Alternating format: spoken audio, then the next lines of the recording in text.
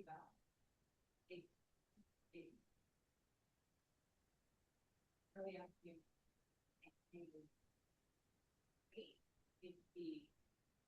code, and we have a lot of honor after that. I don't see them. All right, looks like we have 2 participants right now, but it looks to be, and Diana, if you want to give me a thumbs up if you're the one who's actually in here. Oh. And Margaret, engineering interaction, taking big time to pay on while you're here. Great. All right, it does look like we have a couple people in our session right now. And so thank you guys for joining us. It looks like, and I'm going to be very honest with you guys, please feel free to use that wonderful chat session. It looks like I might know the people who are in this session with me. If you want to give me a little shout out in the chat, utilize that function, say kind of where you're coming from, that would be awesome. But we're glad to have you guys here today.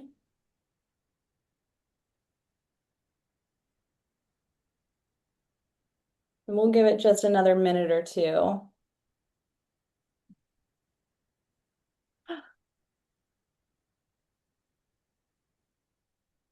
Hey, Adrian, what a fun name.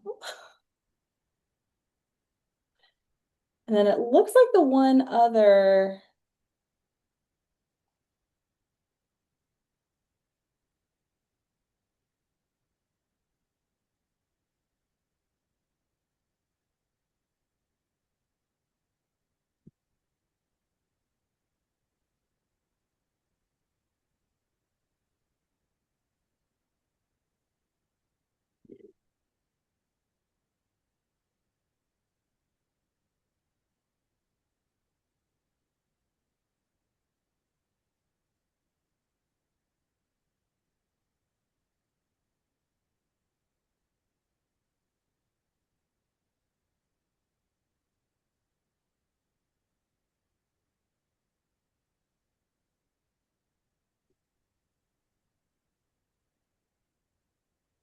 All right, we're sitting at about 12:03. And so I do want to be mindful of everyone's time though, and be able to kind of get through everything okay. But I do also want to be mindful that this is an important time. This is an important just topic to be able to go ahead and just make sure that we are all kind of here to be able to advocate for our students, advocate for our schools and our individuals that we serve every day. And so we're so excited to have those who are attending be able to join us. We are going to be trying to probably go through this kind of quick today. It's a pretty simple process, and it's one of the most effective opportunities to be able to reach out to your legislators. But we do thank you for coming. We know it's a big time. Hopefully everyone got out there and voted in the primaries. But we will go ahead and get started a little bit. But I'll go ahead and introduce myself. My name is Heidi Waibel, one of the co-chairs in North Carolina at Cannon School, which is outside of Charlotte, North Carolina. I'll let my co-chair present herself as well. Hey everyone, my name is Amy Robinette, and I work at Northeast Carolina Prep School, which is a pre-K through 12 public charter school located in Edgecombe County on the eastern part of the state. So Heidi and I kind of divide and conquer the great state of North Carolina. Perfect. Well, we're excited to kind of get going today. And these are just some of our goals. Amy, do you want to cover them a little bit more? Absolutely. So, yeah, so as kind of the North Carolina Government Relations co-chairs, what this means and kind of what our role is to help SACAC members across North Carolina, including school counselors, college counselors, admissions professionals, and partners, have a clear, credible voice with policymakers And that credible voice is not a political voice. That's not kind of what we're focusing on today. But instead, we're focusing on just a student-centered voice. And so today is just kind of a starting point for that. If advocacy feels new to you, if this is something that you haven't had a lot of experience with in the past, that is completely okay. We're not going to ask that you know bill numbers or be an expert in like legislative processes. But what you do have that our legislators sometimes don't is a front row seat to how policy decisions affect students, families, and institutions in real time. So, with that being said, our 3 goals for this session are pretty straightforward. First, we want to help you pick a topic that connects to your work, something that you've seen with your own eyes. Second, we want to help you find your legislator quickly. We're going to show you how to figure out who your representative is.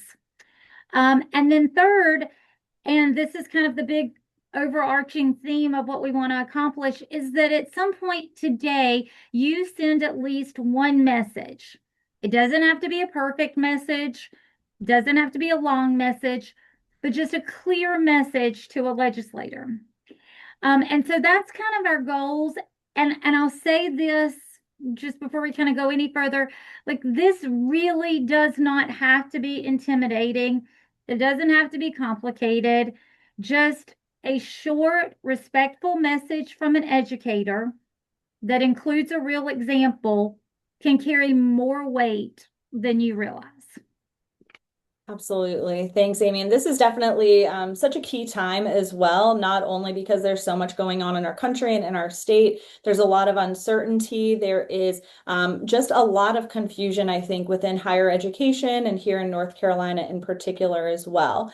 And also, if you're someone like me, you might not know what all of the different concerns might be out there. There might be a lot that is just an unknown area. Maybe you joined today thinking, I do want to advocate for my students. I'd like to make an impact. I just don't know how. And part of what we wanted to do was to inform you a little bit more about some of those different advocacy ideas. And so we have several on here. Certainly, this is not a limiting list. If there's something on here that resonates with you, grab a pen and paper, jot it down real fast. So that way, as you're typing up your email, you have that connection to reflect back on. But also, if there's something else that really speaks to who you are, feel free to write about that as well when we're sending our emails later. So we have several different topics. We'll go over them just kind of real briefly here with you guys so you can learn a little bit more though.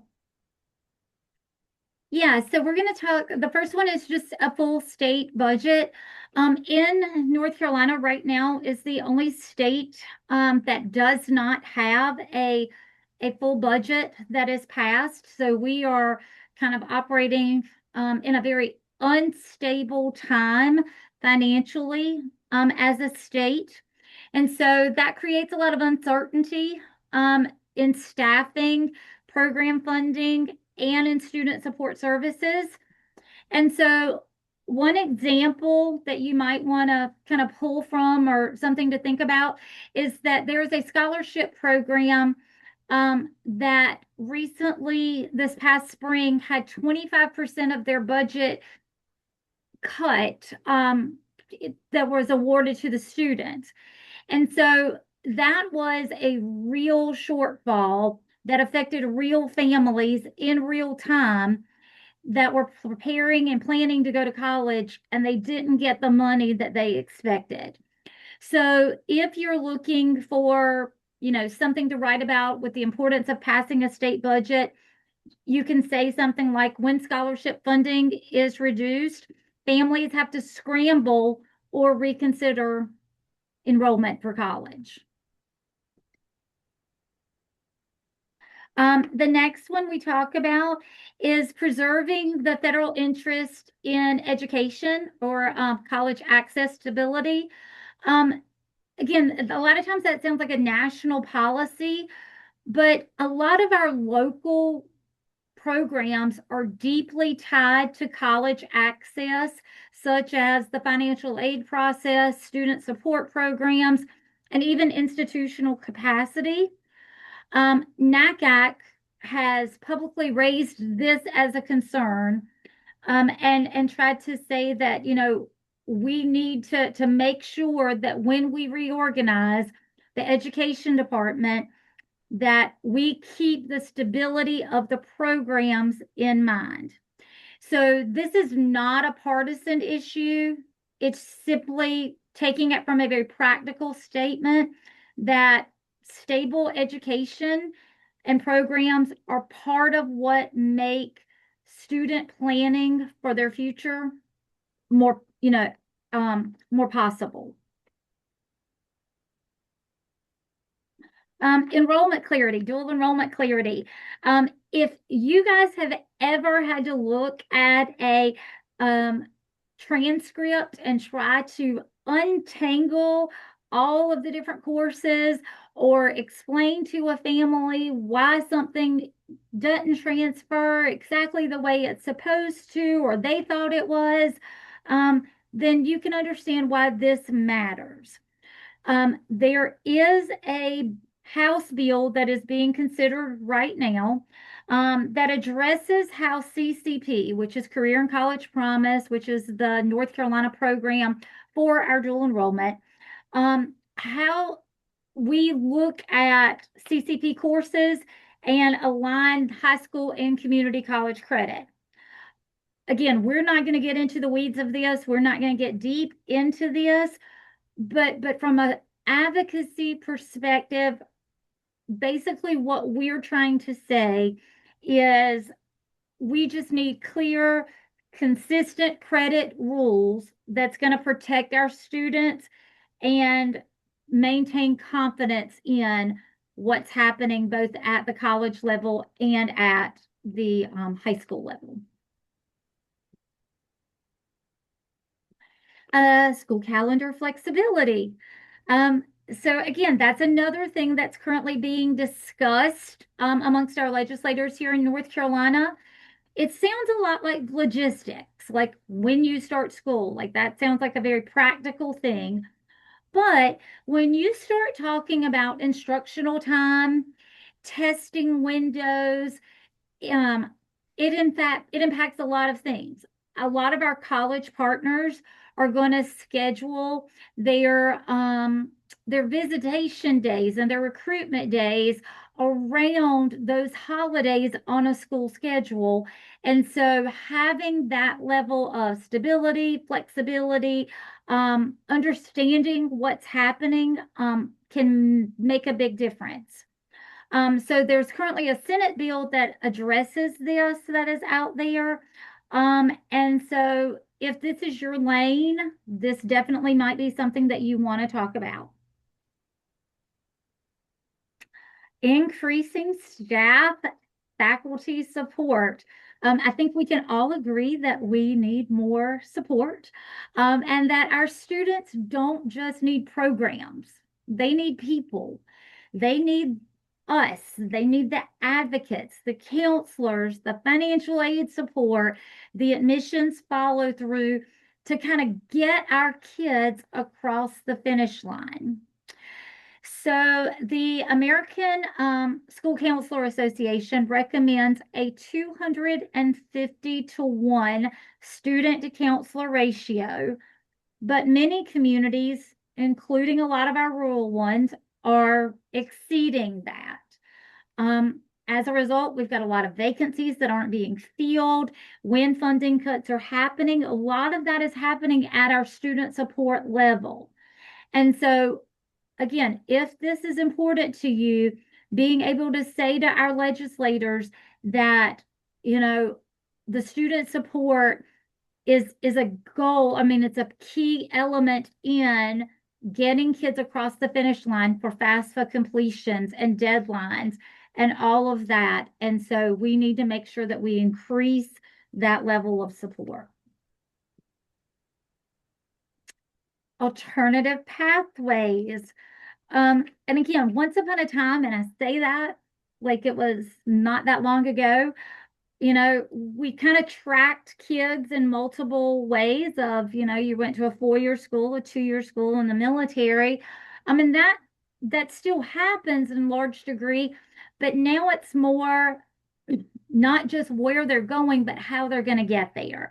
Things like apprenticeships, things like credentials and flexible scheduling and remote academies, and all of that have created a lot of different ways to still get to the same destination. And that's all good. But we've got to make sure that we keep those clear, we keep those accessible, so that everybody understands what those pathways are and how to access them.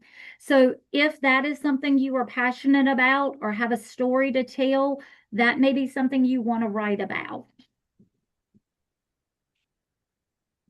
College access. And again, that's another one of those topics of making sure that we keep college obtainable for everybody through FAFSA completion, through our advising, through all of that, making sure that they have those touch points all the way through. If you look at My Future NC, which tracks the North Carolina FAFSA completion rate, we were about 61% in 2025, but the state goal is somewhere in the 80% range. And so, again, we've got to make sure that FAFSA completion, but making sure that that stays a simplified process and that we have those touch points and that support for the seniors and their families is a priority moving forward.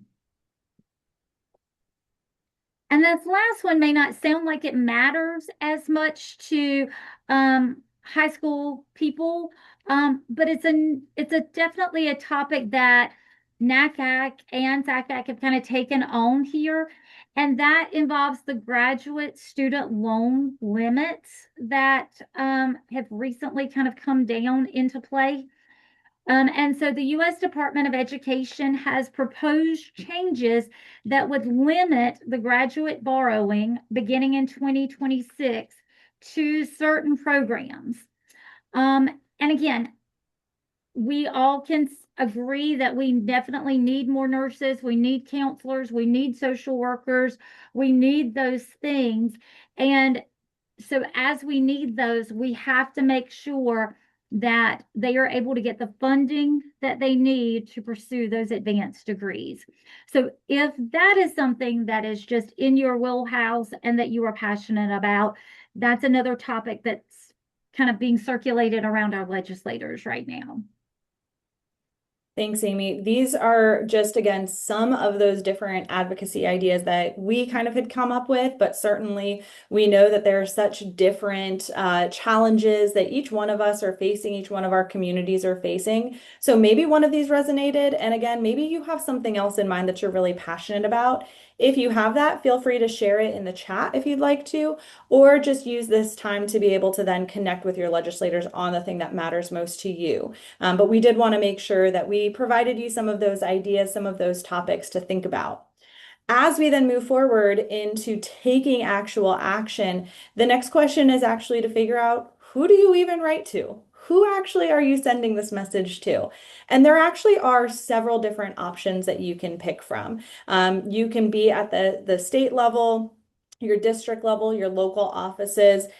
Each one of these individuals are in their role as a public serving role. And so the reason that they are theoretically in their role is to hear from their constituents.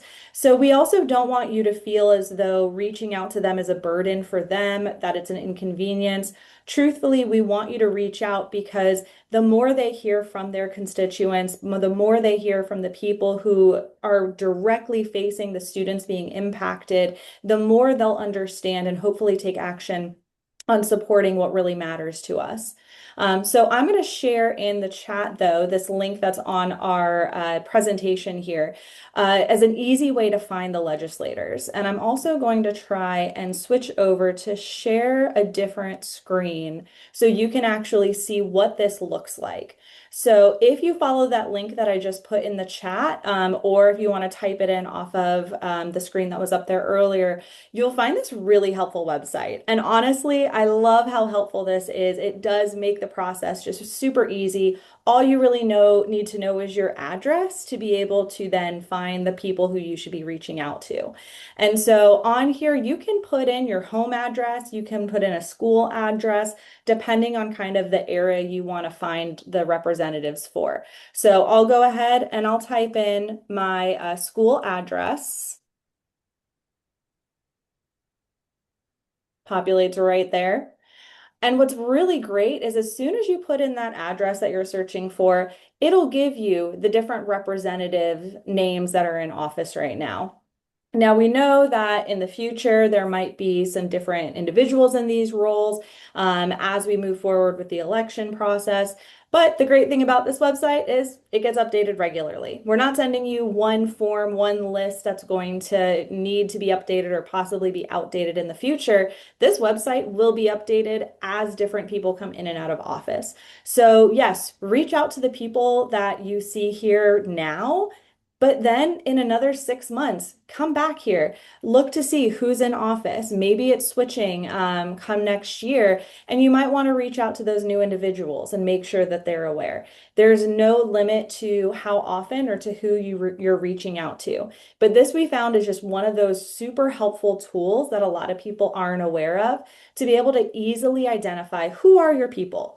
Who are those individuals? And when you click on their names, you'll go into seeing more information, including their email address. So I encourage you have this open in that extra tab, start clicking on it, start finding your individuals, because what we're going to move into next is actually drafting those emails and being able to write our message. And we want you to know who to send that to.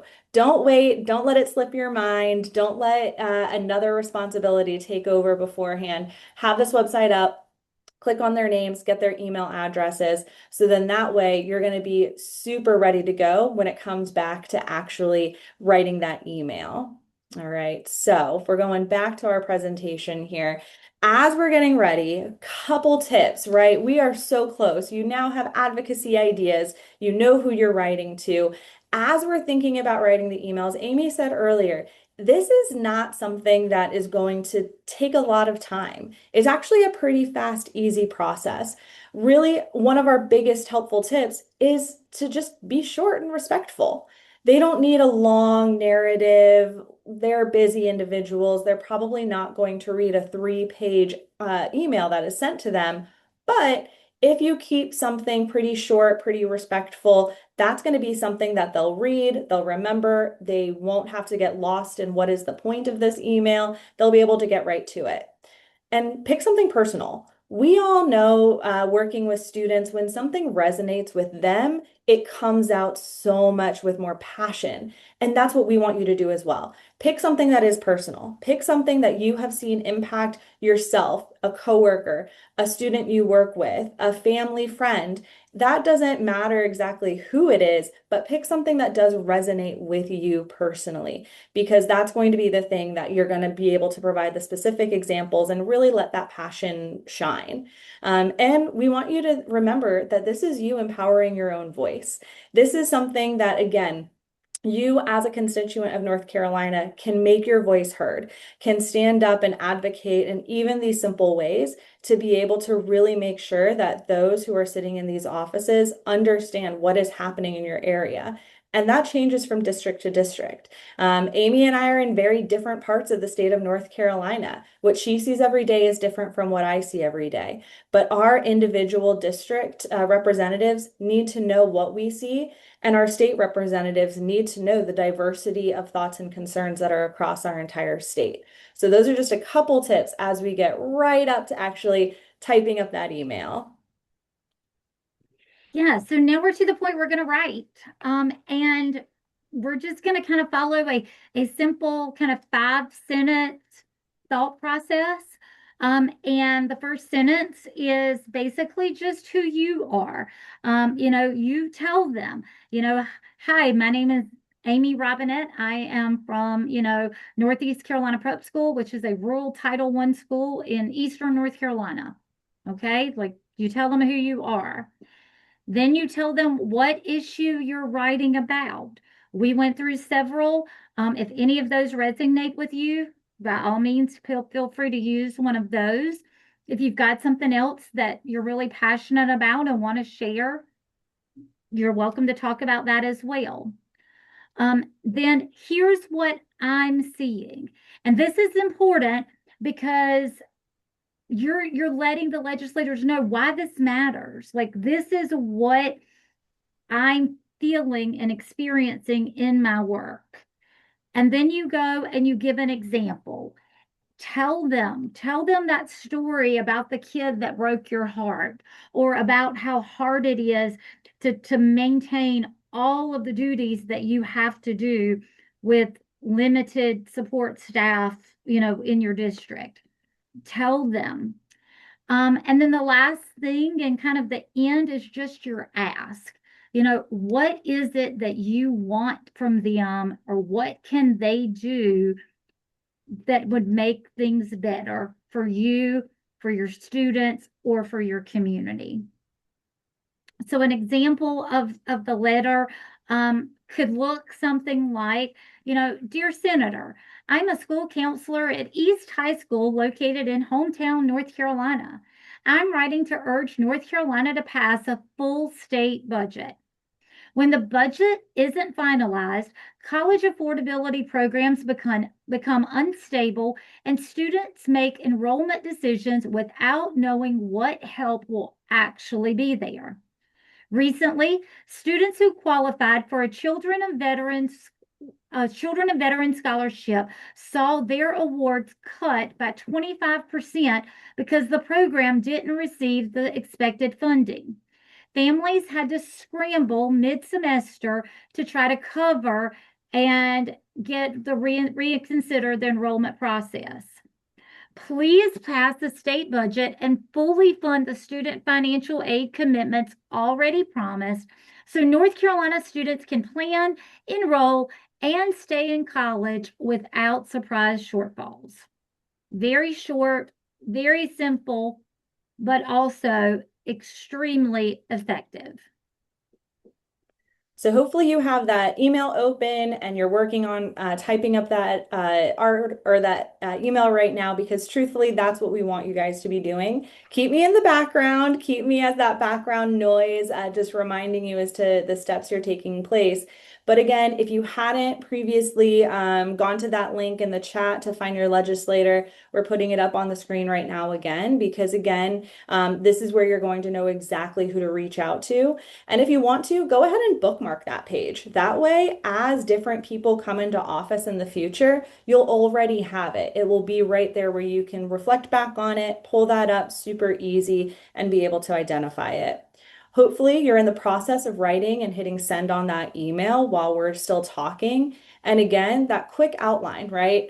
Just 5 quick sentences, a short little outline as to who you are, what issue matters most to you today, how you see that actually resulting and having an impact in your community, and what your hope is that they're going to be doing about it. Those are really the easy steps. So again, as I'm talking, be typing up that email, be clicking send, and as you're just working on that email, a couple final tips. Just remember, be short, be respectful, avoid those long narratives. Hopefully recognize that these individuals that you're writing to truly do care about how to make life better for the students and the employees in the state of North Carolina. And so if you can make your voice heard using these tips, using this outline, you're going to make that impact. It's not a huge thing to do, but again, these small things really add up, and these small areas of advocacy can really make an impact. So hopefully you've been able to hit send on that email, and hopefully we've all been able to do that together while we move into just kind of the final little reminders and requests as we keep going. So what we're going to do here is just kind of a quick little feedback here at the end and a couple final reminders. Again, we wanted to be mindful of the time today, but advocacy doesn't have to stop with one email. If you have a little bit more time blocked today, go back to that legislator page and send an email to each of the individuals linked on there. Go ahead and Google and find out when is a local school board meeting going to take place and just go and sit in on it. You can send multiple emails. You can send real letters. I love handwriting things. So if you feel like there's a little bit more personal touch to it, if you want to write a real letter, go ahead and do that. You can also call and advocate as well. Anything like that is small steps that you can make an impact with. We do have a one-pager as well. If you're interested in learning a little bit more about some of our different topics, we'd be happy to share that with you as well. Our email addresses will be on the next slide, so you can reach out to us at any point. I'm also in the chat sharing just a couple final links that will also be sent out to you. And this is really a chance for us to hear back from you. So the first form is an impact story capture, and that's really to help us collect stories from across the state. The purpose of this is because it really helps SACAC understand what is it that is impacting our communities the most. And again, if we want to be able to help you and advocate on behalf of you, capturing your stories from those different parts of North Carolina, the urban, the rural, the mountains, the beach, everything in between is going to really help us understand what really is impacting the lives of North Carolinians. So that story form would be super helpful if you're able to fill that out. And then, of course, the session feedback form. This is our first attempt at doing a webinar style format on behalf of North Carolina GovRel. And so we'd love to hear from you. Did you find this helpful? What could we have done to reach you at a better time, at a better way? Would you prefer an in-person? So all of those different things, we want to hear back from you because our goal truly is to just help you guys out and be able to connect with you in the ways that we can. So if you're able to fill out those forms, that would be huge for us as a little extra support. We do, though, want to thank you for joining us today. We hope to see you if you're joining the SACAC conference. I'll be there. I'm really excited for it. I know GovRel does do a presentation at SACAC. So if this is something you're interested in, I highly recommend going to that session during the conference. It's a fantastic way to meet other people like yourself who are interested and might be super experienced in advocacy or just beginning. So regardless of your experience with it, it's a great way to meet and connect with other like-minded individuals and just to learn more about issues that are not only impacting North Carolina, but all of our surrounding states in the South as well. So we hope to see you there. There are a lot of events that Amy and I just attend across the state as well. So if you're at another event, we hope to see you there. Our email addresses are on here as well too, so you can always reach out to us. If there are any other questions or comments, please feel free to use the chat or send us an email. Thanks, Adrian. That's a really nice shout out, just how well it was. And we hope that you do continue to advocate for your students kind of moving forward. We're really excited to be able to provide you with this information session. But thank you guys. Enjoy the rest of the day. You're halfway through the week, so let's make the second half just as great as the first half. Bye, everyone.